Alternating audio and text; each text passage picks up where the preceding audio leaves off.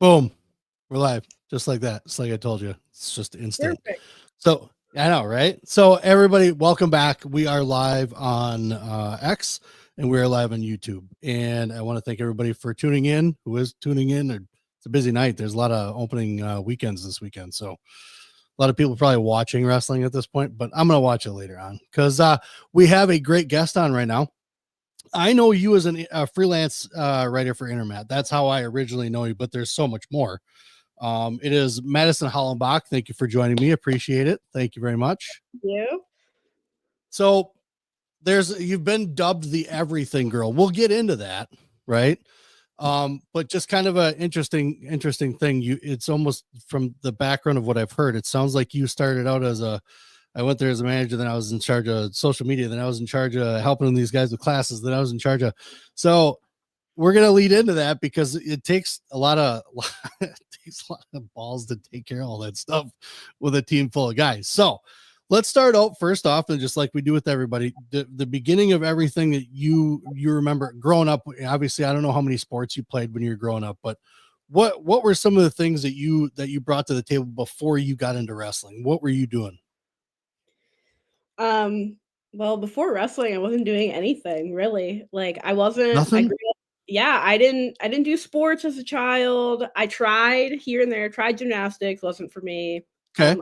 One thing I did stick with was musical theater. I was a musical theater kid for a few years. Yeah. And then that kind of ended. I didn't really like the direction it was going in. So the boys in my class were like they were all starting to wrestle because it hit junior high and you were allowed to wrestle in 7th, 8th grade, and they were. And then there were girls that were already doing the stats, and I was like, I wonder how that works. And I knew my uncle was the coach, so I was like, hey, how's this work?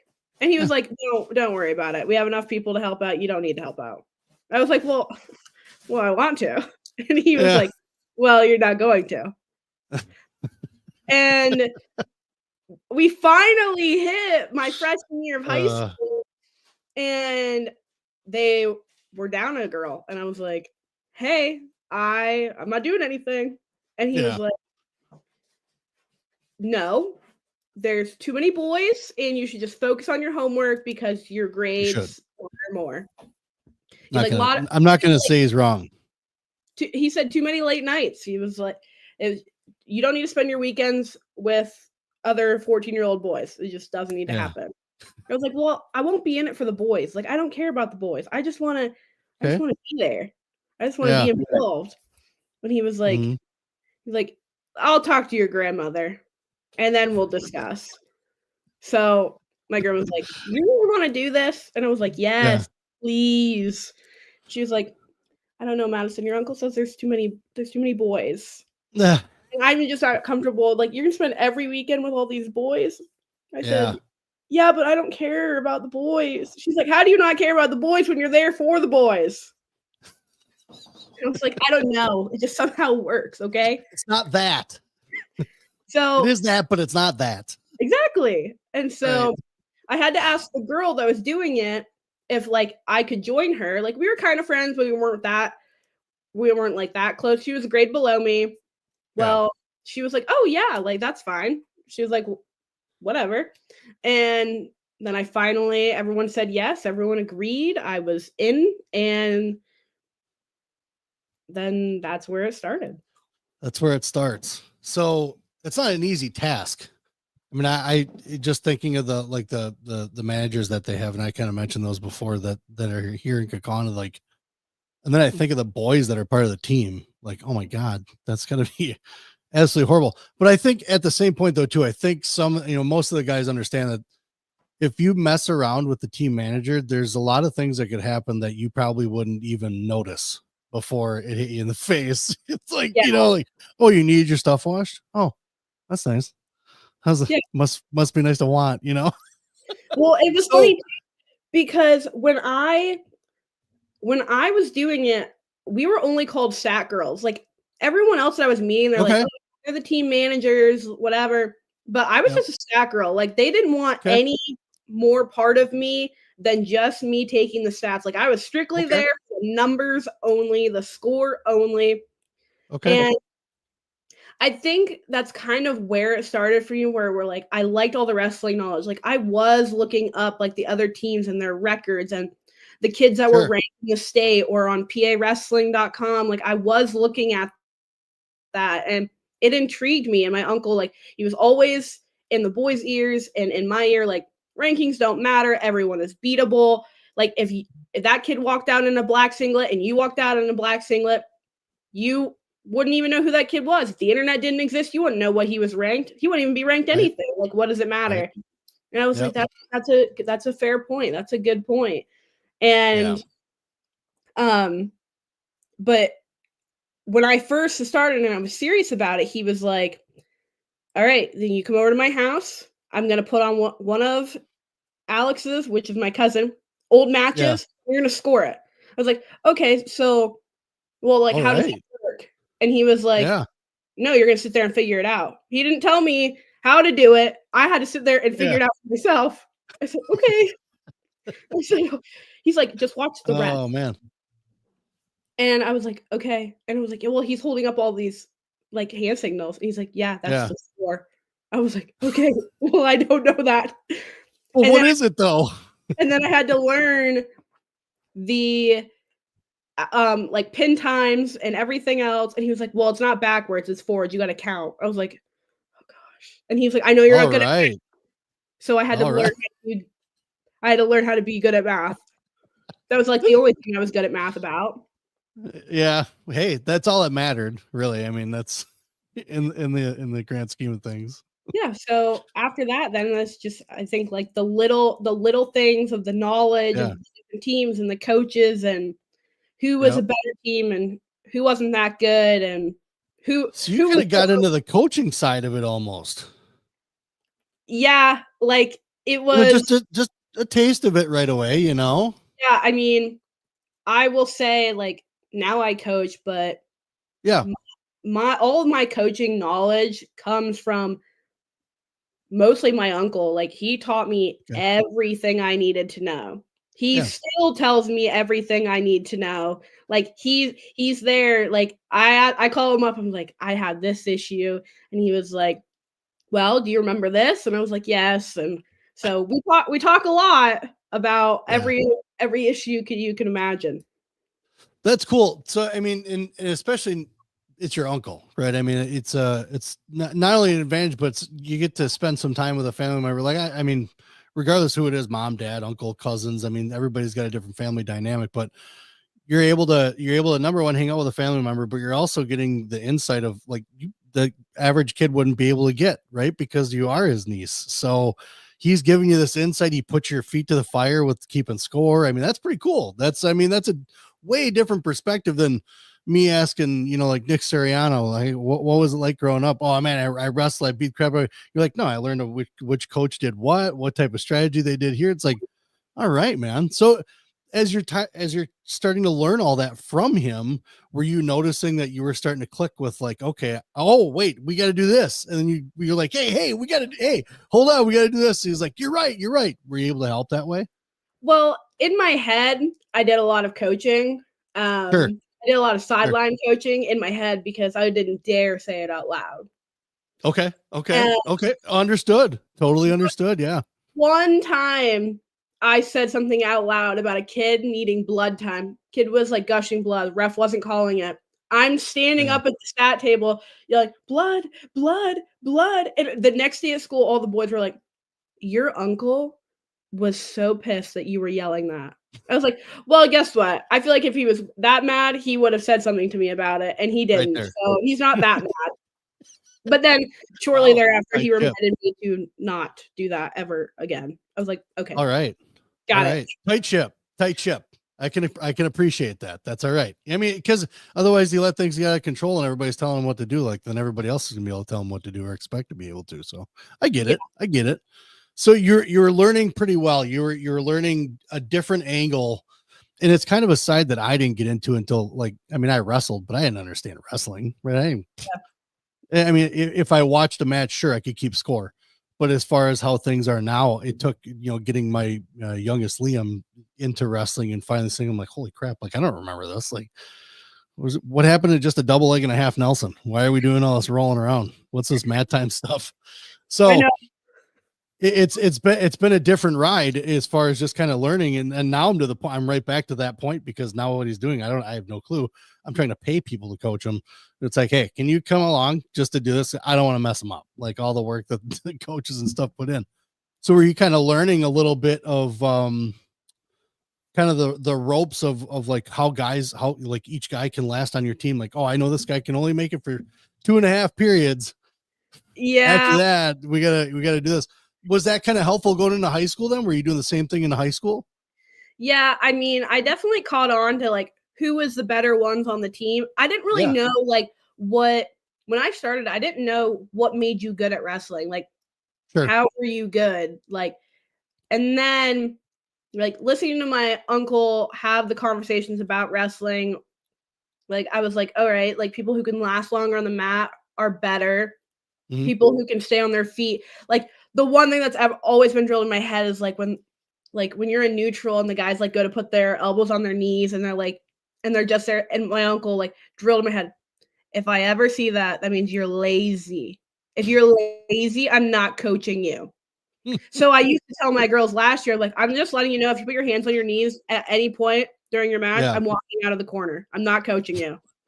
I'm like, that's lazy wrestling. I can respect that. And I expect it's 110%, right? It's the same, because I don't know the technique, but I at least expect 110% out of you. And that means going the whole distance, right? Not just hanging out with you're leaning on your knees and stuff like that. So I agree with that wholeheartedly. So what type of, as obviously you were doing the same thing in high school. What was your high school team like? Were you starting to climb into a little bit of a different role in high school? It kind of just all stayed the same. I Did it? didn't know what it was like outside of high school in wrestling. I was Okay. kind of into it.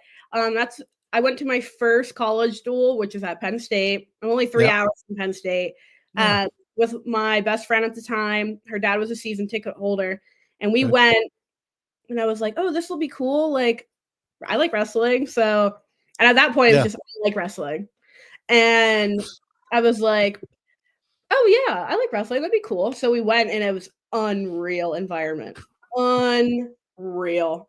Yeah. I was like, Yeah. "Oh, this is amazing. This many people like wrestling. Like it was so crazy." And you saw people of all ages there. You saw little kids, you saw older people, you saw people my age, you saw parents and Yeah. children. Like it was crazy. And like they won in a absolute blowout. Yeah. And I was just like, "Oh my gosh, this is awesome." And I remember Bo Nickel was on my ticket and I kept that ticket forever. I'm pretty sure I still have that ticket in my closet. And I saved it forever. And I was like, I love Penn State wrestling now. I like love it. And that's the best part, I think, of the sport in general, is just because, especially when you get into it, and you don't have to ever have to compete in it or even done well in it to love it. I mean, because watching good wrestling, there's nothing better than that. I would rather watch a good wrestling than watch a good football game, right? Like that's kind of where I'm at with it. It's just more exciting. There's more action. There's more, it's one-on-one and things like that. But then you also start kind of just like we were Iowa fans for a while. I mean, now Liam he's committed to Virginia, so it's different. But because I grew up with the Brands brothers, right? Like that was my era. So, and Carver Hawkeye was the loudest place I've ever seen in my entire life, right? So it's the same thing. Once you feel that, it's almost like when you win your first tournament when you're young. Like it's like you got that taste of blood and you want to keep going now, and like you got it in your blood and it never stops. And I think I've been that way just as far as a fan, ever since starting Liam and even his older brother in wrestling. And as you kind of grew up in a unique area, obviously, for wrestling. I mean, the East Coast is where it's at, man. Like you can't get any better. I would say from Ohio all the way over to the Atlantic, that's kind of where it's at for wrestling. So where did you wind up getting? You said your first college duel was at Penn State. Where was your first like national like event that you ever went to? What was that? My first national event was probably Nationals 2023. That was Oh, really? Yeah, that was the first one. It took me Nice. that long. I had been watching Nationals on TV since I knew that was a thing. Yeah. For years prior to that. And Yeah. but I was like, that'd be cool to go to. I was like, how do I get there? And I remember like when it was in Pittsburgh and everyone was going, and I saw like all my Snapchat Yep. stories. Oh, that'd be so cool. Just didn't And go. I just like, and then it kind of just went away. Like I didn't think about it Yeah. after. And then I was graduating high school, and I was like, I want to keep this wrestling thing up. Okay. And then I didn't know what it was like in college. Like I didn't have anyone else. I mean, my cousin wrestled at Teal College, which is a Division Okay. III school in Mhm. Greenville, PA, and I went to a few of his matches when he got there, and I thought that was cool too. I was like, "Oh, this is cool." Mhm. And Right. I even looked for like, do they have sack girls? Like, I was like, "Oh, what is this all like? What do you do in college with wrestling when you're Mhm. me?" Yeah.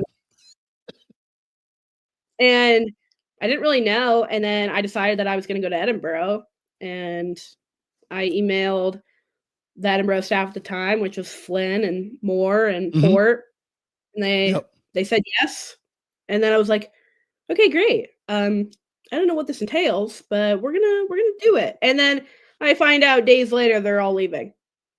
I was like, "Oh, what do I do now?" Is that when you left for West Virginia? Yeah, you left for West Virginia. Yeah. And then Yeah.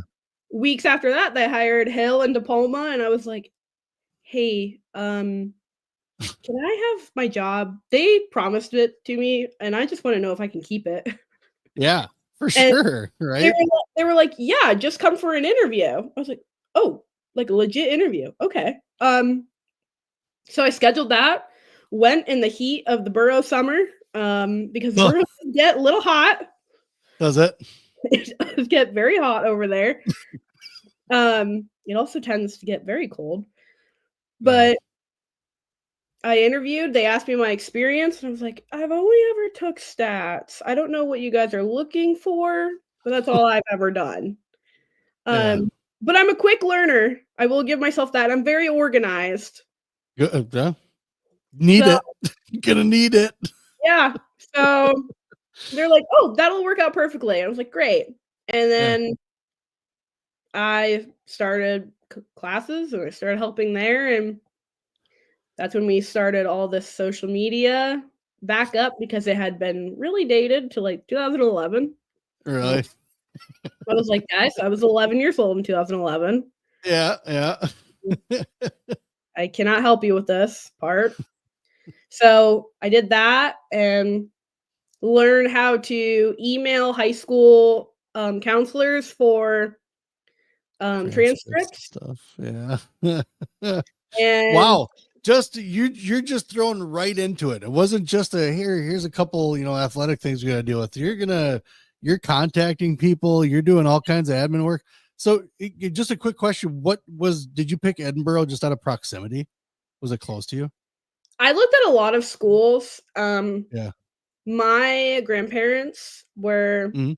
very nice, helping with college tuition, Oh, very nice. and Thank you, they were grandparents. like, "Alright, so Alex went to Teal, and that's a private school, you have to pick something cheaper." I said, "Okay." So, because I know when what you I mean. left high school, I wanted to move to New York City, I wanted to be a journalist at the New York Times, and I was gonna live in the smack dab middle of the city. That was the goal, that was the plan, that was what I was doing, no one was changing my mind. So writing's your thing. That's where this because I was gonna start asking that too. Writing is your thing. Okay. Okay. So it Right? all starts to come together. Okay. Writing has always been my thing. I've always been a Nice. writer. I used Okay. I used to sit in my kitchen when I was little. I would buy notepads every Sunday with my grandfather, not toys, notepads. Really? And I would sit at the table and be like, "How do you spell this? How do you spell this?" And we would just spell words for hours. And my notebook would Wow. be random words. Holy cow. And Man. Okay. And you're taking it all in. You're soaking all that in. yeah, and Wow. I was a Okay. word Okay. guru. Yeah. And then yeah, so I graduated and then I went to college and they were like, "Oh, here's all these responsibilities. I hope you know how to do them. If not, sorry, because I don't know how to do them either." So what was your first year doing it? What was the most difficult thing that you ran across that year? What really kind of threw you for a loop and you're like, I don't know if I want to do this? Well, I actually did get into it. I don't know if I want to do this. And I did leave for a little bit What because did you really? it was it was a lot. And I would say like Yeah. not even the wrestling part was a lot. It was just like I don't know how a lot of college athletes do it because from my point of view, it was hard Mhm. just for me to go to college and then start a completely different life. Like everything you were living before, none of that matters. No one cares about it. It doesn't matter. Your life literally starts completely over. It's like Yep. it happens so fast. You have no idea what you're Yeah. doing. And I had no idea what I was doing. And I felt alone, but like super surrounded by all of my people at the same time. So it was Sure. really Sure. weird. It was a really weird in between feeling. And it did get to be a lot. And I was like socially and mentally and emotionally and even physically, like it was just a lot. And so I did Yeah. leave. I was like, I can't really handle all of this at once. It's a lot. It is a lot. Because So like I said, just knowing what the high school girls are dealing with, I can only imagine what yeah, a college team is like. And Edinburgh's a great team. Don't get me wrong. Like I know Pat Lugo, all those guys have been at Edinburgh, so it's not like it's a slouch team. But it's like at the same point though, too, it's like there's other things that they don't know about. Like other people don't see you guys doing, right? And yeah, that's why, again, like I told you, that's why it's interesting to have you on because it's a whole different perspective of what a wrestling team is like and how just as stressful that is, right? Like it's not a walk in the park, especially yeah. when you're dealing with different personalities. Then you got the coaching staff, and No, so and as I got older and mhm, more into my as I found my more of my place in the wrestling world, mhm, it became more of like a business for me. Like the sure, way that you hear a lot of coaches, like it's a business trip. For them, it is a business trip. And for me, it's also a business trip because when COVID hit and I had mm, withdrawn from Edinburgh and I went back home and I thought my life was over. And then I came back to school. It was like I'm a lot older than everyone here. Not by a sure, lot, but of course, the team made me feel like I was ancient. So I I was like, ugh, how I have to draw that fine line. Like, yes, I am a college student, but we are not friends. We mhm, like none of us are friends. Like this for me is a very serious and as I got into it a little bit more with my first year back to school after taking a 2-year break, I was like, "Oh, oh shit, like this is my thing." So then it became like, yeah, we really aren't friends. yeah, And like there was a lot of like, "Oh, what does coach think about me? What does coach say about me? Oh, like, oh, do you know when we're having practice? Oh, do you know what we're doing at practice today?" And then it became like a, "Don't tell the guys what we're doing at practice today." I was like, "I'm not like that with them. You your secrets are safe with right, me. right, I don't care yeah, enough to tell them." But it was funny because the girl that I ended up doing stats with in high school became one of my best friends in the entire universe. I'm actually going to be the maid of honor in her wedding, nice. and her brother Nice. went to Edinburgh to wrestle. So, it was like a full circle moment because 'cause I'm only an hour and 15 minutes from Edinburgh. So, Okay, okay, was it was so funny, like, that we all just kind of ended up at the same place. And then his sister ended up going to Penn State. So oh really? it was just kind of all a Yeah. 180. It all worked out the way it needed to. So it's interesting that with you mentioned how it's you don't know how athletes can do it because the schedule that you had and how busy you got and just how chaotic it gets. What were you like? Were you at that time into writing classes? Like, what were you doing then as far as writing? I mean, when I started freshman year, I was 1 I started out with a psych class and then all my journalism classes. And I am not good at science or math. I'm very terrible at it.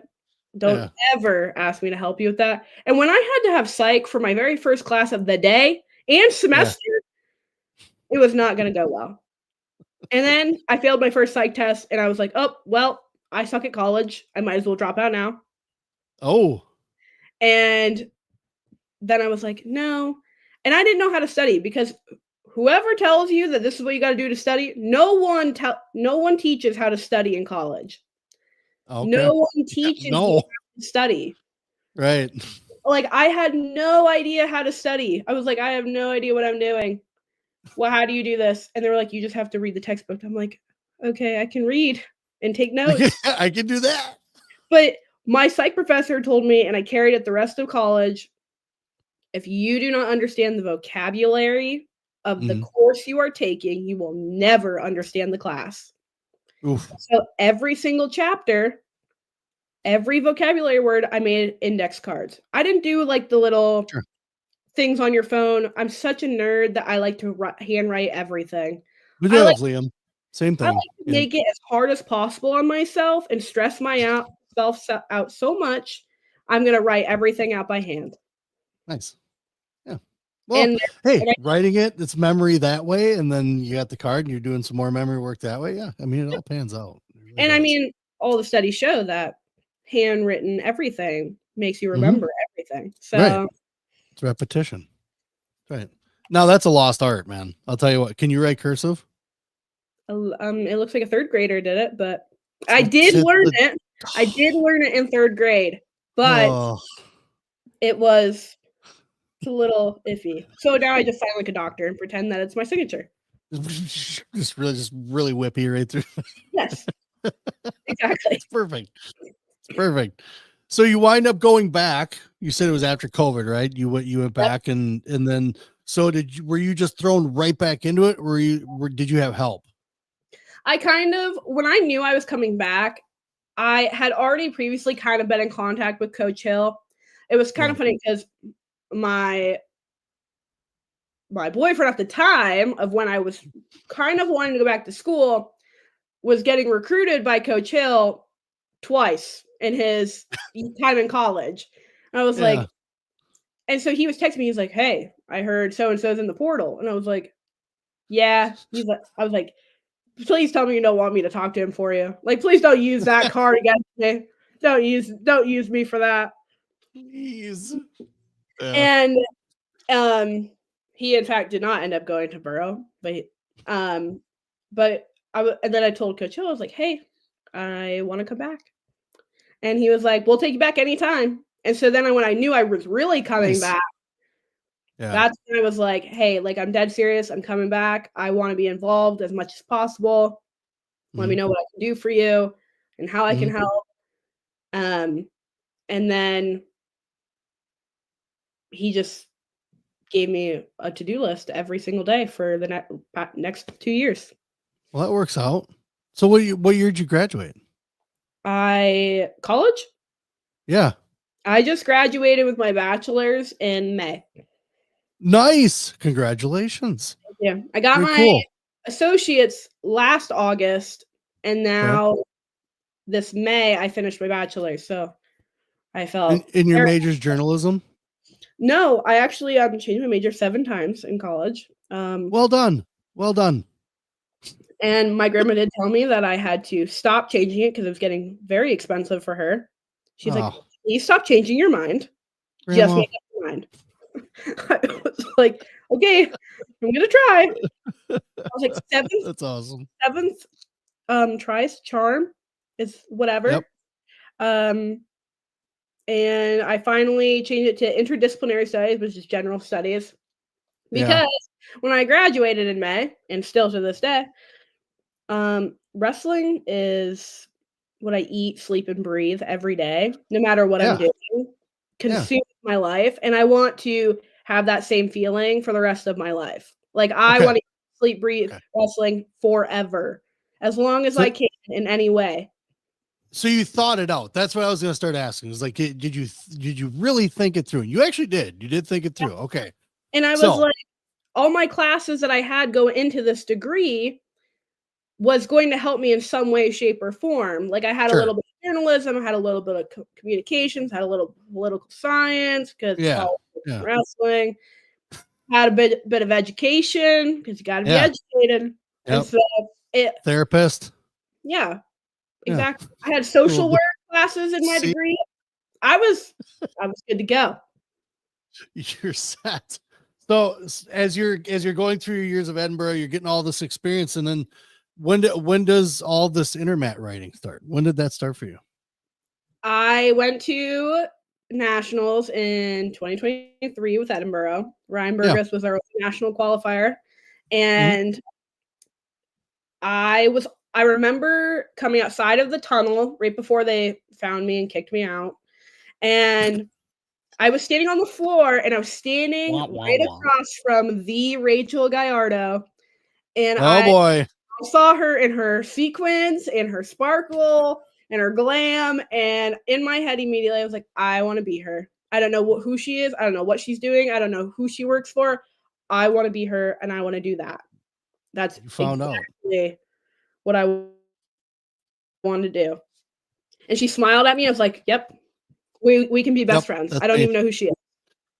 And I didn't even know at the time, that's when I started getting involved in wrestling Twitter. So I kind of knew who she was, but didn't know who she was at the same time. And then a month after Nationals has ended, I had seen Earl post on Twitter, hey, we're looking for extra writers for Intermat. And I was like, I'm in. So I DM'd him immediately. And I was like, I am interested. Let me know. And he's like, I just need a resume. I was like, my writing of wrestling is dated because I used to write for our local newspaper covering our local wrestling while I was doing stats. So I was a stat girl in the match, and then after the match, I was a reporter. So, but yeah, I did that. That's a good mix. That's a very good mix. That especially the experience you've already had in wrestling, so you already have some of the terminology. You already all that. I mean, just the writing, it sounds like it's something that you love anyway, so it would come second nature, right? So so what was that instant you sent him over the stuff? Was he like, all right, let's go write something? He we did a few interviews, and he was impressed with the knowledge that I had, and he used to send us calendars of like, hey, like these are the events coming up, like let me know if you want to cover one of these. And I remember U20s and U23s is coming up, and I was like, all right, I'll just do a preview of the entire tournament. And I did it. I spent lots of hours, lots of long nights, and I sent it over to him, and he was like, he posted it. He was like, it's great. I was like, let me know what I can change or whatever. And then he set up a meeting, and he was like, I really thought that your first article would be about Edinburgh and just like be easy. I said, no, I don't do easy. And he was like, yeah, you have the biggest pair of lady balls I've ever seen to cover a tournament that big with your own opinion in this world of wrestling where everyone has an opinion. Yeah. And I was like, yeah, the older I get, the more I don't care what other people think of me. So and you're only in your 20s. That's fantastic. I was like, I'm just gonna write it. I'm watching the next at least 20-25 years. This is gonna get really good. It's gonna get awesome. So when you're going for you to cover an event, right, to write about or preview or whatever, do you prefer to go to the event to witness things, or are you okay with just kind of seeing what happens on whatever you can catch on TV or catch on streaming or whatever it is? What do you prefer when it comes to writing? Some people don't like to go to these stadiums, these places. They did. Oh God, I don't want to go to that place. They wish they would have done it at this place, like they did 2 years ago. Where do you prefer, at home, or do you like going there? Well, it usually depends. I mean, I would say this past U20s, I interviewed the team after they had won their matches, and I was freaking out. Like, and I don't care how many people I interview in my life. I don't care who I'm interviewing. I don't care how long I've known them. I'm going to freak out every time. and I was sweating buckets interviewing these guys. Headband on. You gotta have like a headband on. And I did like know some of them. Like some of them did recognize me from nationals previously. Like, and like I interviewed Bo Bassett, and Bo and I are kind of familiar with each other. We're both PA kids, and Sure. I met him at nationals, and I just went up to him and introduced myself. I was like, "Hey, I'm from Pennsylvania. I work with PA USA." We kind of are familiar with each other. Yeah. And so we had like that mutual understanding. So like when I went to go interview him again, he was like, "Oh, hey, how are you?" I was like, "Oh, Yep. I'm good. How are you?" So it was just like easy. But it can be really hard because then you have to look up the results for yourself and you have to kind of form your own opinion. I like to be there. So like if I am interviewing someone and then I have to write about it, I feel it feels more authentic if I'm just there because I can really.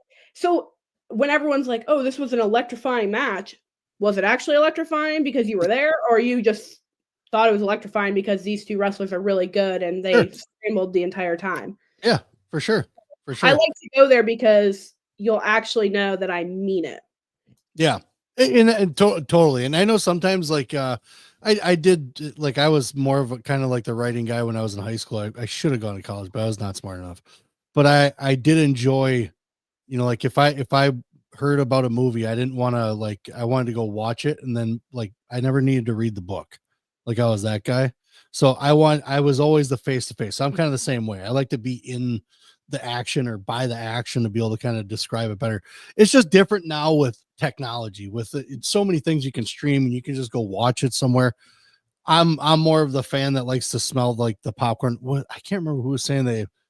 Oh, I think it was Dan Gable. He said that you used to walk out in the hallway back in the day. You could smell cigarette smoke out in the hallway of a high school. I was like, that's different. But I just like being in the environment. So I agree with you on that one. What did you wind up gravitating towards the most? Do you like writing about the freestyle or do you like writing about collegiate? Which one is your favorite? I would say probably folk style. I have the most experience with folk style. I didn't even know that freestyle existed for a while. Really? Way I don't want to admit that, but I won't beat you up on it. It's okay. To understand. And then my uncle was like, "Nope, there's 3 styles." I was like, "There is." I was like, "This is awkward." I just said I'm a wrestling fan. I didn't even know there were 3 styles of wrestling. I'm like, "All right, well, I guess I'm a fake fan then." Yeah. I will say that in the past 2 years, I have gravitated, like, I really do appreciate every single style, and I know what everyone says about Greco, but I appreciate it. I love it too. Yep. And I will say that I have spent a lot of time at national events in the past year, and I've been spending a lot of time with SJ at USA Wrestling. Nice. And she loves Greco. She's a Greco girl. She's a freestyle girl. She knows all the little tidbits of every Greco team member, every freestyle team member. Nice. Almost every age group. And she's the one who was like, "Oh yeah," like she's so excited about it when she talks about it that it makes me excited. So I became more appreciative of all of the styles. But I just know folk style more because I've been doing it longer. Sure. And when girls wrestling became more popular and they were only doing freestyles, like I didn't watch girls wrestling for a while, even though they were doing it when I was getting involved, because I had no idea anything about freestyle. Okay. Yeah. So it took me a while to watch it, not because I have anything against it. Right. Yeah. But you just wanted to understand it. I had no idea. And of course, I was a little too young to like want to take more interest in it. And I just kept to my folk style because I was like, no, I love folk style. Well, and that's the other thing though too, is like you were buried in folk style, right? Like I mean, it's not like you're still you're in college and you're helping manage a team that's in folk style. It's not like you have any other time on your hands to be able to figure something else out either at the same time. Oh yeah. But when you mentioned coaching, where are you coaching now? I coach at my old high school. Nice. So I am currently in my hometown. till I figure out what I'm going to do with my life. Yeah. And my uncle sent me a job posting that they were looking for an assistant coach at the high school. And I was like, oh, this is weird. I'm going to go back there and I'm going to coach girls wrestling. I've never wrestled. I'm going to go coach girls wrestling at my old high school. And for me, it was different to go back there because my uncle was the assistant coach, but our head coach, he passed away in 2020 and he had battled cancer for a really long time. And I was like, he took me under his wing. Like his wife is actually my current boss. And to this day. And so she tells everyone, she's like, oh, this is Dean's protege. Like she like, this is the girl, like Dean and put all of his love of wrestling into her. And I did, like, I soaked it all up, like between my uncle and between Coach Jay, like I soaked all of it up. And so for me going back there, in a way it felt weird because of that, but I felt good going back because I was like, it would be cool. Like if Coach Jay was here and he could see that I was back here coaching, he would be like, I can't believe it. Like, I can't believe it. It's crazy. Yeah. And I was like, it is crazy. Full circle. But it is nice to like put on wrestling shoes, as weird as it sounds, and like step on a mat. And I'm like, oh, this is weird to be here and doing this, but I'm happy to be here and doing this. And in our club that they built in my hometown, there's pictures on the wall, like as a memorial. And our first ever team picture that I was in at a tournament with Coach Jay is hanging on the wall. So it was really cool. Oh, that's cool. I noticed it like I had been going to the club now for 2 weeks and I just noticed it the other day. And I was like, oh, this is like, so I had a moment and we had like a team dinner in there the other night and the girls were like, is that you? And I was like, yeah. And they're like, why do you look like that? I was like, because I was 14. I was like, that's why I look like that. I'm like, you are all 14 right now. What do you mean? I'm going to ask you that. Right? Yeah. Why do you look like how you look? Yeah. Really. Okay.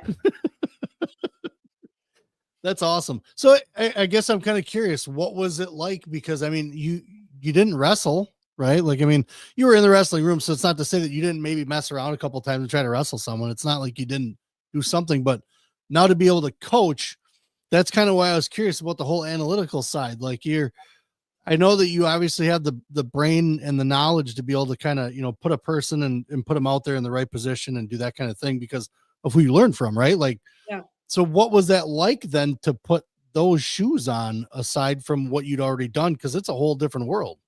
Yeah, I would say that I've always been a watcher and I've always been a listener. Like people always ask me, like, they're like, oh, like name your best quality. I would always say, like, I'm a good listener. I will listen to anyone. And I think it's just because I know what it's like to not be listened to and it sucks. So I always listen to everyone. And like, if you want to, I don't care what you got to say to me, I'll listen. And especially when it came to wrestling, like the more I got involved, the more I wanted, like, if I'm going to know it, I'm going to know it. And you're not going to tell me that I don't know it because I'm going to know it. So when I got into coaching, I actually started coaching last year was my first year. And I coach back in Edinburgh at the local high school there. And the head coach of the men's program, he came up to me after our youth tournament that we always host, and he was like, so I got a girls wrestling team. We need a coach. I said, oh, no.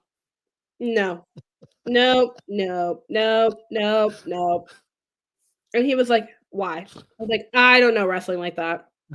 I never wrestled. He's like, okay, you don't need to wrestle to coach wrestling. I was like, I feel like you might be wrong. And he was like, no, I'm not wrong. He was like, there are plenty of coaches that coach and they have no idea. He's like, think of every sport ever. You think all those coaches have played that sport? Probably not. Makes a very valid point. I was like, very valid point. They all started somewhere. And of course, like the coach that I was going to coach under, he was like, did your uncle wrestle? I said, no. And he was like, and he's coaching wrestling. Imagine that. I was like, okay. You got me there. But one of the boys walked by. Right. That's awesome. One of the boys from Edinburgh walked by and he was like, Madison's going to coach wrestling. Madison doesn't know anything about wrestling. She's never wrestled. And he turned around and he was like, she doesn't need to step on a mat to coach it. And she was like, and Right. Coach Cook was like, you're telling me you've been around wrestling for 11 years. You don't know a single thing. You don't know anything. You don't know how to get through a match at all. Don't learn anything. It was like, maybe I do know a thing or two on the mat. Yeah. And See? when I start, he's like, you just come to one practice. And if you hate it, you never have to come back. But if you love it, you have to come back. I was like, I'll go to one practice. I'm only going to one. I don't even have shoes. And he's like, we'll get you shoes. I was like, okay. Yeah. One practice. Cool. I was there for about 5 minutes. I was like, I think this is going to be okay. And I fell in love with it ever since. And the first night I was there, awesome. Yelling at the girls. And they were like, it's only your first day here and you're already yelling at us. Why are you being mean to us? I was like, oh boy. I was like, if you think this is me being mean, we got a whole season together. Oh, if you only knew. That's awesome. That's so cool. I mean, again, I talk to athletes and it's all, I competed here. I competed here. I competed here. You're a whole different side of it. Like I think I had a ref on a while back, but you had a whole different side of it. Right. And then you're diving right into the coaching portion. So now with where you're coaching at now, do you have aspirations? Like, because you like writing, you enjoy the journalism part of it. Do you find yourself, maybe, are you going to try and balance both of them and try and get to like an upper level of coaching then? I'm not sure. I love writing and I have come to find out that I love coaching. I wasn't going to coach this year because I didn't really know where I was going to end up. And I didn't want to commit to a team and then leave in the middle of the season. Like, I know a lot of coaches, like, they do see it more as a business and they have no problem leaving in the middle of a season or the beginning of a season or at the end of the season. But for me, it was really hard. Like, it was really hard to leave the girls I coached last year. It was really hard to come into a new program this year. And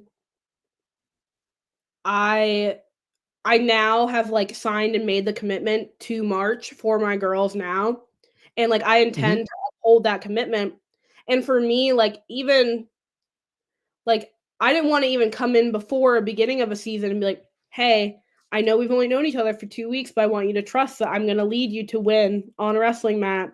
And I know that we don't know each other, but I just want you to trust me. Like, that's a lot to ask of a kid. And it is. I have trust issues as an adult, so I can't imagine as a child. Yeah. And I feel like that's just a loaded question to ask of someone, even as an athlete. Like, hey, I need you to trust that I'm coming in here as a complete stranger, and you need to trust me, and you're wrestling. And for me, that didn't feel right. So I wasn't going to coach because I didn't know where I was going to end up. But now that I've now made this commitment, like, I'm locked in until March. Like, I'm not going anywhere. Oh yeah, for sure. And I think in the way that it seems like you handle things, that it's not like you back away from too much. So I mean, I can only imagine. That's why I was kind of curious. Like, you're gonna take on both and like maybe step it up a couple notches with the coaching and still keep the freelance going, because it seems like you're able to. I mean, you were managing a college team, so it seems like you're able to balance a couple things. So yeah, I mean, last season, I think all at once I was team manager for Edinburgh, coaching girls wrestling, on the board of directors for PA USA, and I was freelancer for Intermat. Oh, and then when that ended, well done. When that ended in May, I was completely lost. Like, completely lost. I was like, I'm not busy anymore. What do I do? Yeah. I'm so bored. What do I do? Yeah. So you've obviously heard again, I think your story is a pretty cool one as far as just the direction that you have decided to go and the things you decided to do. And that's what makes a lot of this portion, especially about what you've done, kind of unique compared to everybody else. Because usually everybody else is the athlete, right? Or they're the coach. Now you came up in the trenches. Yeah. Like literally the trenches of wrestling. Like, I don't think anybody understands that aspect of what these guys do. It is the trenches of wrestling, because you don't see a damn thing that they do. Not one. You don't see it. You'll hear a coach talk about it. You'll be like, oh, Madison, she's my girl. She does this for me. She does this. You'll hear that. But you don't see it. No. You don't see what time they're doing it at. Well, how long it takes them to do it. So kudos to you for doing that. And then now coming up into the position you're at now and coaching and being able to, bring some people into the real world and make them responsible people, and not just the aspect on the mat, right? I mean, it's off the mat. I coach JV soccer. It's the same thing for me. I'm making sure that these guys are taking life lessons, not only about what they're doing on the field, but also once you go out and get jobs and things like that, teaching them responsibility, teaching them respect and all that. Because at the end of the day, I mean, it's a sport, right? And we want the kids to have fun with it. We want to win, right? As coaches, we doesn't want to win. But we do have to keep that in mind. And I think it's important that you have a good head on your shoulders. You have a good background now, especially in the sport. I mean, at the analytical side, when you're coaching, that's everything, right? I mean, that's so tomorrow morning, I'm going to have a guy on. He's actually one of the coaches at Kakani here. He's the nerd. Like he's the stats dude. He knows, he's from Indiana, but he did the same thing. He competed, but he started out with stats. Like he started out just keeping scores and stuff.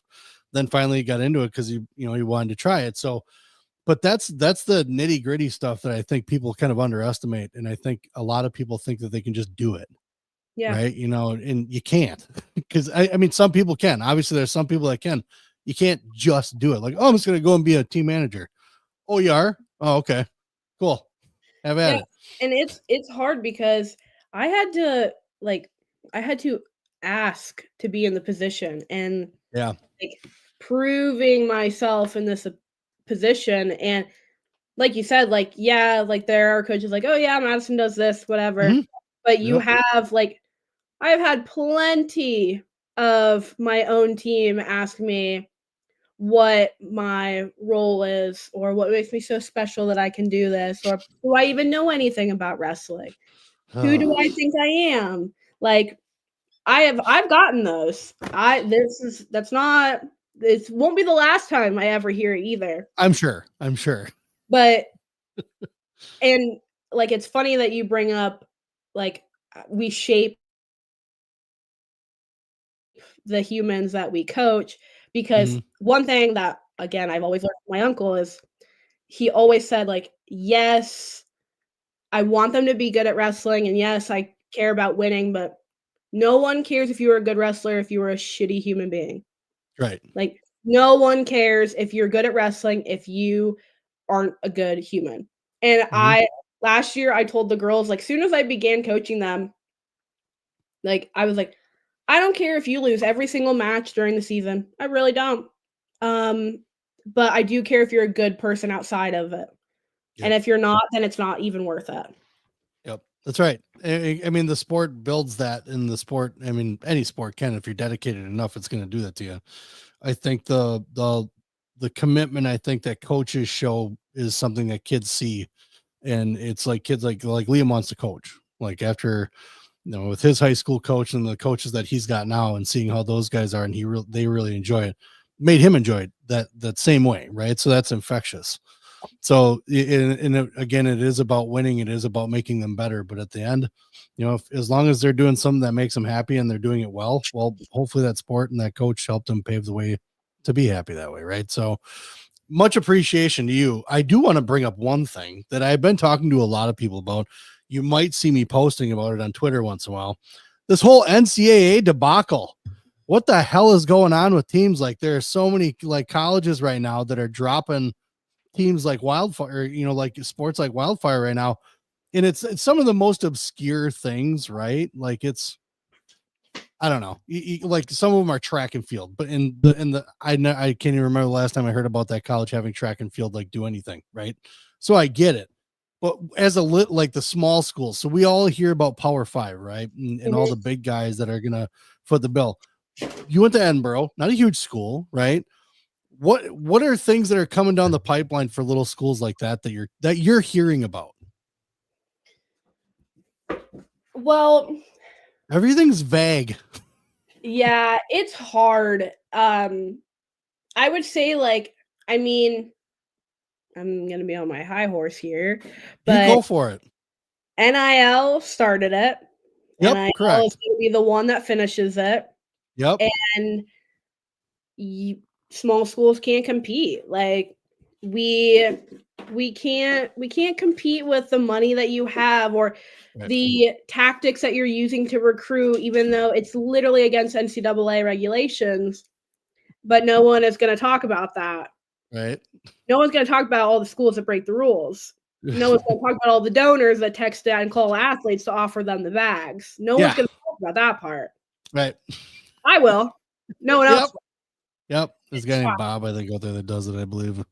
And so, and now it's NIL, it's Title IX, it's no donors willing to spend their money anymore. It's donors want to fight for the program.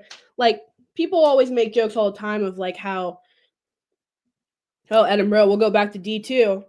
I'm telling you right now, our donors will never let that happen. Like donor, like we got some serious donors, and they are not going to let Edinburgh go back to D2. Yeah, that's what's gonna happen. But yeah, there's a lot of doom and gloom, I believe. But and here's the thing. I'm not trying to vilify like schools or like their athletic directors really only have so much control. And I'm not even really trying to vilify schools, but a lot of these schools didn't want half these sports around anyways when COVID hit. So this is almost like a rebound from COVID when because there was a time when they wanted to drop down to 8 teams. Like a lot of schools were like, well, we'll just go down to eight different sports.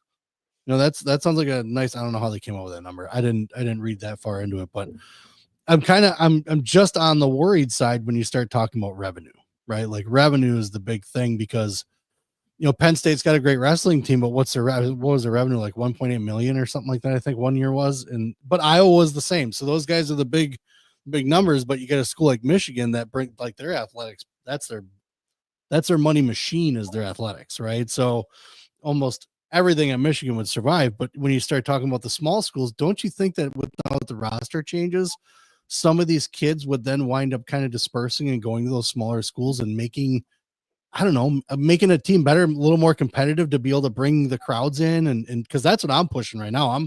I'm telling everybody to stop subscribing and start going to these events. Start paying money to buy a ticket to get into the place. That's fine if you got to stream if you're not in town or if you're someone that lives far away, but getting butts in Edinburgh and getting butts in, wherever Bucknell, it doesn't matter where it is, buy the tickets. Because I think I feel like, and this is what I've heard, is that some of these sports aren't necessarily going to go away, but they're going to turn into like a club sport. You know what I'm saying? And it's absolutely true. Like, and especially like schools with powerful football programs are the ones that need to watch out. Like they are the ones that should be worried. And right now, like school like Edinburgh, like we don't have a powerful. We have a Division II football program, and it's not that powerful. So we don't really have anything to worry about right now. But with the roster changes, it kind of looks better for us because now people. I mean, maybe people still will go to Penn State and Iowa and Wisconsin and sit the bench, whatever they want, and just be on a Big Ten team and say that they're a Big Ten wrestler. Right. But there are some people who actually want to do something with their wrestling careers. And if they can't start there and get a scholarship, they're going to go somewhere else. Yeah. Every recruit that I've ever met, because that's what else I was doing in helping Edinburgh, if I was helping their recruit trips, I have met many recruits. I'm like, I'm not going to tell you to come to Edinburgh. I mean, I'm always going to tell everyone to come to Edinburgh. Yeah.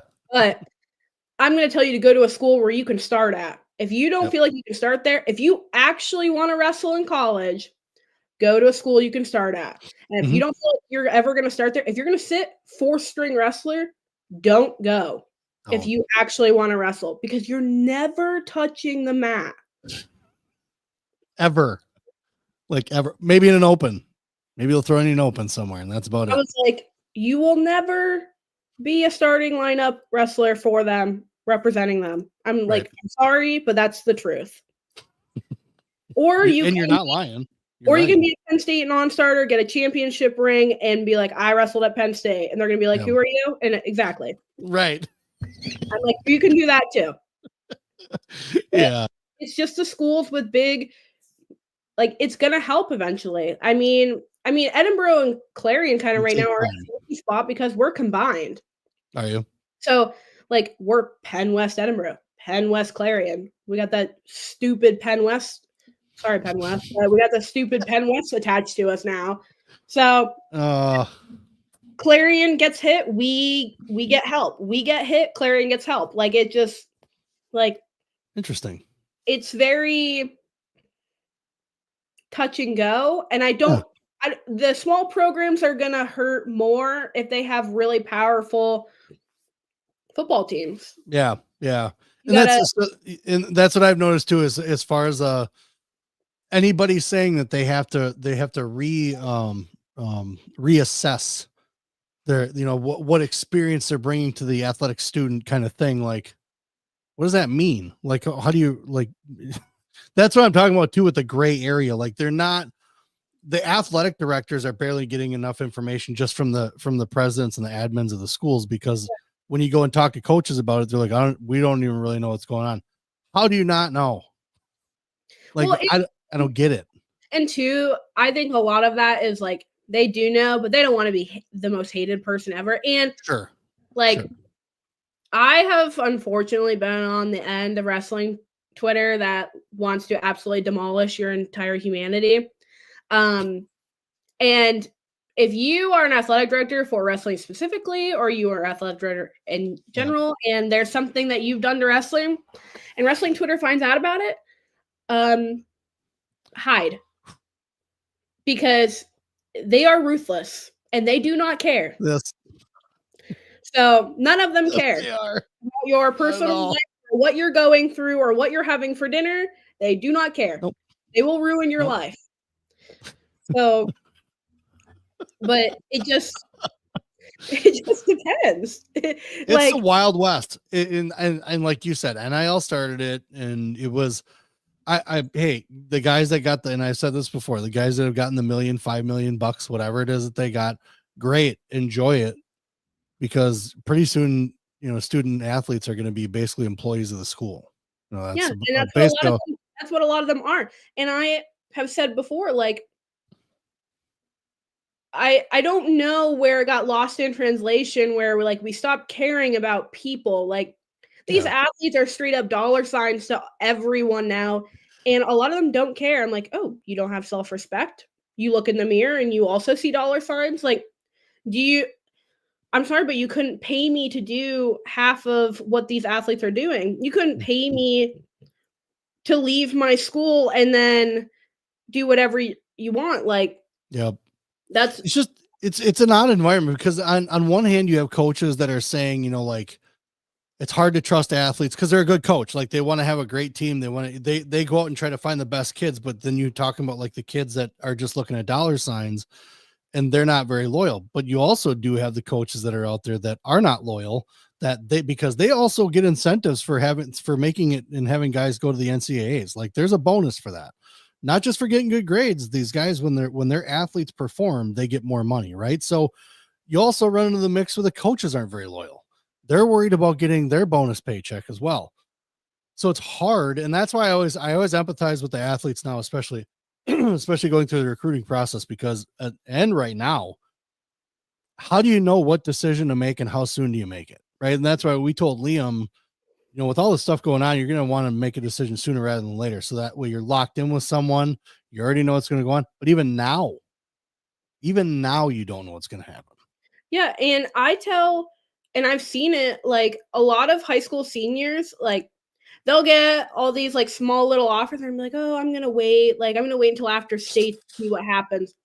That is the worst possible thing a senior in high school could do, is wait until after state. You know why? Because there's no more money. Nope. All the money you were just offered has completely been gone, because the portal opens and everyone wants to transfer. And if you get upset or anything happens at states, all your offers gone. Like, now you're a walk on. So how about you just make your decision when you start getting all these offers in to begin with and then work it, because we can still work with you. Like sweet little Landon Bainey that went to Borough this season, he made his decision in summer. He committed at the very beginning of the school year. And then he had a poor state tournament. Probably no help to wrestling Twitter. And he still came to Edinburgh on all the money that he was already given and the scholarship, the part of the scholarship that he was given, with no issue. And now he is just fine. He is just fine. He is outperforming expectations. Awesome. That most people have had for him, and he is doing just fine, and he's doing great. And he is placing at college opens as a freshman. Like, so, like, don't wait. It's not. It's so detrimental. Everything that you think that you're going to have at the end, you're not. Yeah. Nope. Yeah, it goes away. And I think that's the hardest part. And I think that's another good reason why I talk about this a lot. So again, we're going to talk about it tomorrow, is just because there's an eye-opening portion of this that I think a lot of parents don't understand. And because they're along for the ride with their kid is going to make the decision ultimately, but you have to feed them the information correctly. Because I mean, I'll tell you right now, when we're slid over an offer from a college coach, Liam's looking at me, like this. He doesn't know. He has no clue what he's looking at. So parents really need to start paying attention and start reading and what's going on today in sports, especially today, because it's going to get crazier. And then it'll wind down. It's like you said, eventually it'll wind down. People are going to complain about whatever's going on, and some people are going to be like, it's the best thing ever. But parents need to really read right now, read between the lines and ask for help, because some of this shit is not understandable. No. And I've met a lot of parents in the past 2 years that some of them think that a lot of colleges have the same paycheck. Like they think that we all have the same checkbook and we're going to give you all the same money. I'm telling you right now, Edinburgh University is not giving you the same paycheck as Penn State. That's not happening. We're not even giving you the same paycheck as Clarion. Like, it's just not, it's not happening. And they do truly believe that everything is the same at each college. And a lot of the first time generation college students with their parents who have never been to college have no idea what to expect. And neither do their parents. Their parents have so many questions. And I'm like, you have to read everything. You have to do research.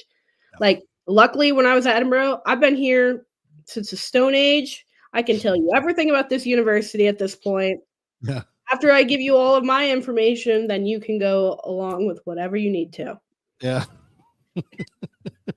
So it's just an interesting time. It's something that is definitely going to be, I'll be grateful when it's done, when it's figured out, when people know what's going to happen, in the schools. I doubt they're going to make the decisions in the timeframes that everybody expects them to, but as long as this court crap can get over with, I think a lot of people at least have some questions answered, because then you have a document you can go to that stays the same thing, instead of it changing, after 3 months because they scratched some stuff out and the judge took stuff out and she didn't like certain things. The NIL had to change. And so hopefully they petered it out and level it out so we can understand what's going on. But, we've been going on for about an hour now, right? A little over an hour and 10 minutes. I'm appreciative of the time that you took to sit down and talk and get to talk some shop here at the end, because I was really kind of curious as to what your thoughts were on it. And obviously we're coming from the same place. It's NIL that started it, but I appreciate you coming on, sitting down. I'd love to have you back on sometime in the future. Obviously I'll be paying attention to what you got going on social media, and hopefully you do likewise.